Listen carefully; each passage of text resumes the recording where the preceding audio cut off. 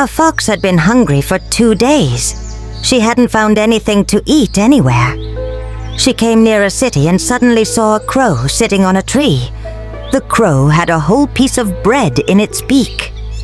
The sight of the bread made the fox's mouth water. She thought of a plan. She began praising the crow. "Oh, Brother Crow, you are so beautiful. Your feathers are so lovely. Whether you bathe in the Ravi or the Jhelum, your color remains the same. Truly, you are the king of birds. Your song is sweeter than a flute. My heart longs to hear your song. Please sing for me." The crow, having heard such flattery, puffed up with pride, he opened his beak to sing. As soon as he opened his beak, the bread fell to the ground. The fox happily ate the bread while the crow just watched helplessly.